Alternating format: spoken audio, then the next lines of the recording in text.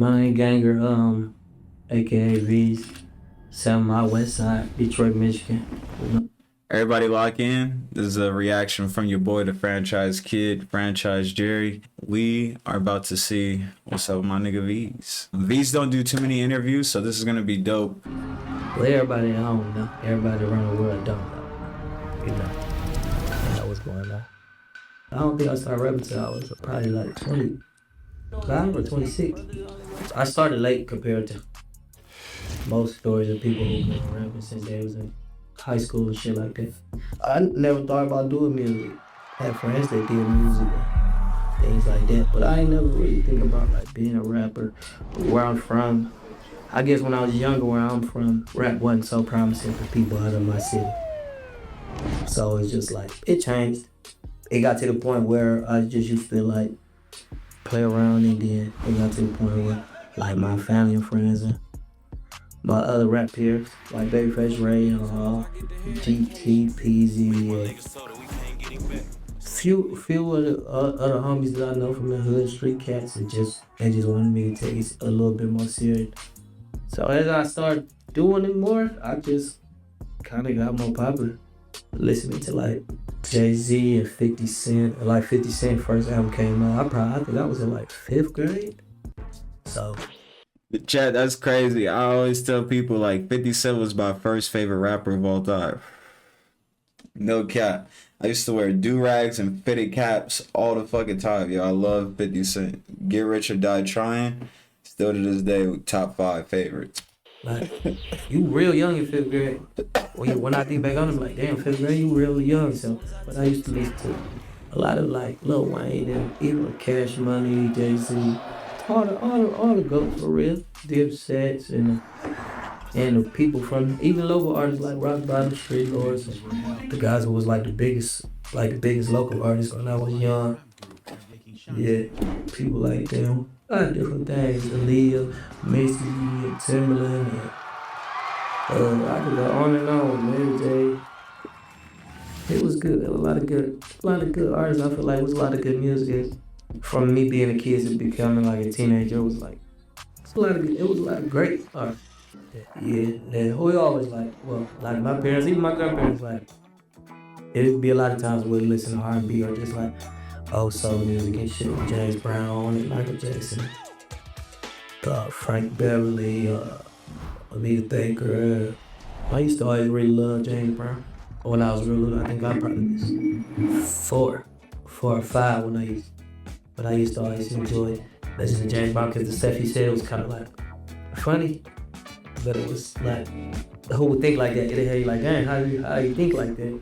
Right. I was in the streets, and like how I grew up, like being in the streets ain't really, but it was always like something that, I don't know, I don't want to sound too crazy, but like when you accustomed to it and when it's majority of people around you doing it, it just don't feel like it's wrong to do. Yeah, I was in the streets. I tried. I mean, I graduated from high school and shit like that now. But if I was rapping, I really don't know, man. I want to be My nigga Veeze been eating. positive. My nigga Veeze been eating, bro. Okay. I ain't gonna count. Young kids see me, and I want them to know they could go from nothing to something. I want any black kid in America, any race kid around the world. Like, if you got something you love doing, you grind at it. It could work for you. You could take care of your family. I mean, I was always intelligent. It was just like a lot of times we'd just be doing odd jobs and doing different jugs and skipping school and smoke weed. Yeah, you see? Because I don't want nobody in high school to be smoked. So I really hate to say all that, but me and my brother always been kind of like the same. Yeah. We always been like the same. Like, in so many ways. And, See how skinny that nigga was? We don't disagree about. It's rare that we disagree about anything to the point like I can remember the things we do disagree. Just like that. Like Iverson and Kobe Bryant. In Detroit, like hood, like Detroit real hood, but like it kind of bougie in a way, you know.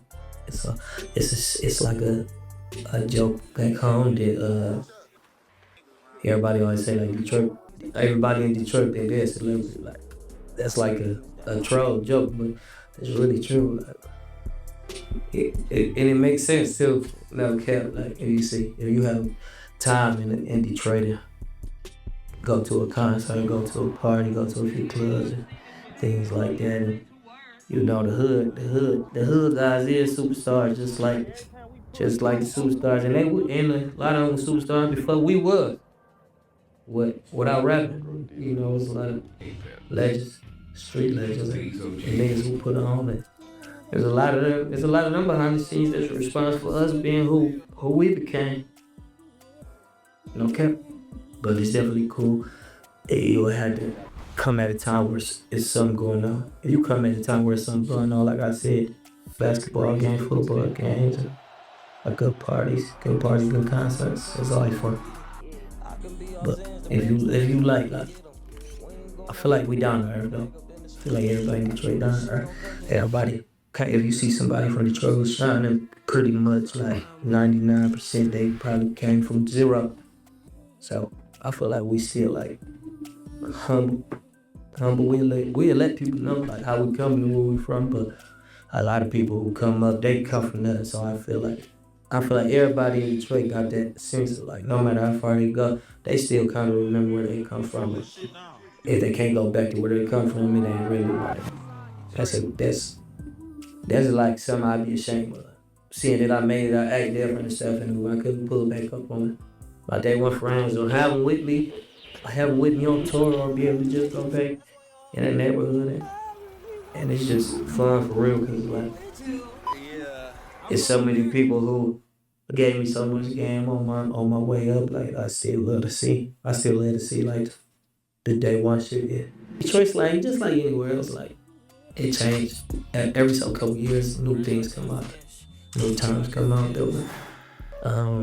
Like saying dog, like we'll replace the word dog with like it's like let's just say somebody tripping, you be like, what the fuck wrong with this nigga? Instead of saying this nigga, we be like, what the fuck wrong with dog? Like stuff like that, or like having a lot of money on you with that we call having a lot of money on you is dog shit. So you got like the racks on you like they pulling out your pocket. Got that dog shit on me. Like bro got dog shit on him tonight. It might be feeling good. It might be his birthday or something. Like yeah, he got the dog shit on. But you could also be like, man, how can I say this? You could also use it as an insult or a compliment. Let's just say like you with a girl and shit, so once the girl leave and it'll be all the bros be like Twin was just with a bitch that's ugly as dog shit. Or you can be fly and you the nigga be like, damn, you first dog shit today. So it go both ways. It's like a good time. Hey yo, imagine somebody tell you fresh as dog shit. Like yo, what nigga? I mean that's like the most popular term that came from Detroit lately. Like yeah. Or like people like Baby used it, Future used it, like, and they use that to like show love to they Detroit partners that they got. So it's like it's even cool seeing that like everybody got a Detroit partner and everybody like, and like I said, like bros, they really love the shit out of me. Like they take pride in that. Like when they touch down in the D or wherever they at, they know folks gonna be like, yeah.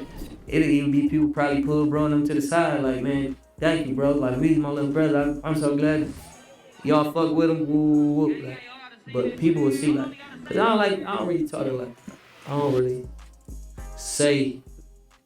don't really be one of those cool points, you know what I mean? Like, I don't need no cool points. I ain't gotta say, I'm good in my neighborhood. I ain't gotta say, oh, my nigga's straight. I ain't gotta say it. Either you gonna see it or you ain't gonna know. So, I'm really just chill, like, just talk shit, rap about fly shit. You know what I'm saying? Make any nigga who ain't on no fly shit feel stupid or feel insulted. Like, I need to change. If you ain't on no fly shit today, I want you to hear some shit so crazy. I said that you gonna be a lot tomorrow. You gonna be able to play shit tomorrow. Cause that shit gonna sound illegal when I say it. Like y'all, we don't do that. Y'all need to do that. That's how I know y'all ain't like. That's how I know y'all ain't like us. Like, that I can still talk about like being broke, and I can tell you about being fly. I can tell you about bossing up. From each level. 1 to 10, you feel me? So, I mean, you never know though. My style, it might change tomorrow. I might be doing something tonight that probably sound totally different from like, but I kind of be, well, not kind of, I know what I'm looking for. I know what type of song I'm looking for. I know when I make songs that I'm trying to say a bunch of things on this song that I never said before. Try to keep it still the same reason that I started rapping. It kind of like friends and family and even my fans like just asking me like what I'm gonna do next or when it's gonna come out. Or they tired of waiting and stuff like that. So that always keep me motivated. Some of my favorite artists, some of my favorite artists that I look up to. I don't know, a lot of the artists that I look up to salute me. Yeah. Yeah, that lately it's been like that. Lately that's what I've been inspired by. Having new fans and new fans that's like people that I looked up to or some of my favorite artists like giving me my flowers and yeah. And people inspired by me. I get inspiration from other people telling me I'm their inspiration, you know? No cap. Yeah. It's a mixture. I'll be the first one to tell you. Like, this nigga is inspirational for sure. Like each song I drop, like it'll grow. But like for sure, like when I dropped the video to Russ, when I dropped the video on Rusty, I felt like that was one of the moments where people started asking me for pictures and shit like that. Like, see a lot of people being different since they'll treat you different. Heart of Showings worked like every song about off the first tape I dropped, like almost every song on there. But then like other stuff like Meg the Stallion with Vezo and Vezo Ray GT. That was a big moment. Just being with us all being from different parts of Detroit. And that was our first time. That was my first time. I think still it's my only. Yeah, I think that's the only song that got with Vezo. Shit like that. When me and Ray made the Gallery of the Problems. Go solve my problems. But when I dropped my last album, that's when I already started feeling like I'm somebody like I'm real rushed. Cause at first it's like I don't feel like anything before that. Like I was still kind of like was popular like more underground. It really set me up like I'm not underground no more. Yeah. Now I got more weight on me and I get looked at different. Like I ain't in the underground. Like I don't get judged like that no more. I get judged just like all the rest of the reps on the mainstream.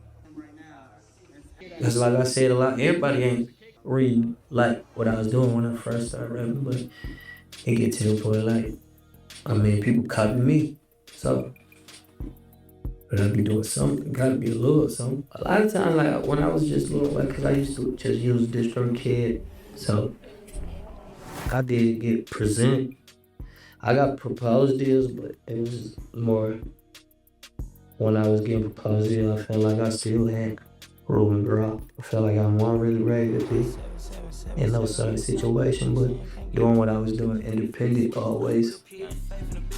A lot of people to even respect what I was doing enough to give me game and advice on things like basically like people used to tell me what they did wrong. A lot of people like Baby, like Yachty, yeah, and Ray, and a couple other people. My manager Snake, he taught me a whole lot about like a whole lot of stuff I would never knew. Yeah, I was blessed to really just have friends who fuck with me like that, like look at me as a friend and give me Sway Lee. I'd say Sway Lee. Yeah, he like when and both like I remember like having deals getting offered to me and like I had to call Yachty like I need an entertainment lawyer and shit. Yachty had hooked me up with a lawyer.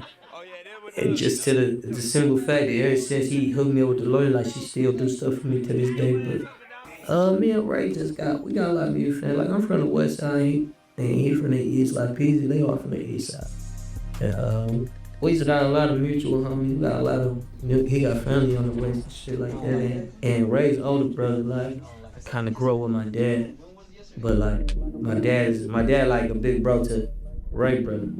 That is I think my dad 50, Ray brother might be 40, something like this. So coming up, like Ray brother used to always be hanging with a lot of the older cats. Man, it's a long little way with the story, but yeah, baby. They always, everybody know my dad for real on the west side. For real. He probably he grew up in a wild time, and like a lot of people love him though. Yeah, so like we just became close through first week knowing having mutual friends, being going to the same, being at the same studio, and big bro, my like Ray uncle, but it's like I ain't relative to him, but he like my uncle too.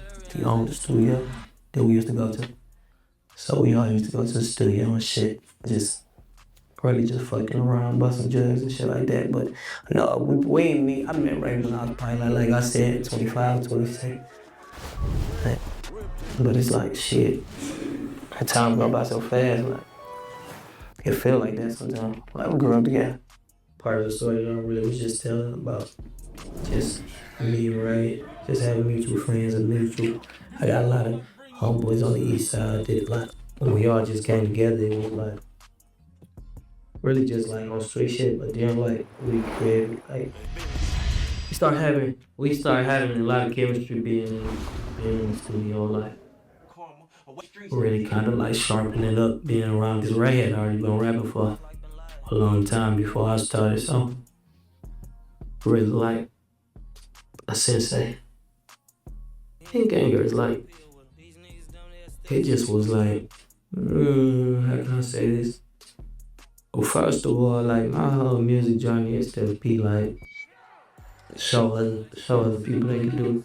Show other people they can do it without the help, without the machine, and yeah, just get it out the mud. Like you can create a fan base from just starting from zero, no cap, and doing loving doing it more than like the things that go on behind the scenes. Like I love making music more than I care about how some rappers may look like if they get promoted the right way.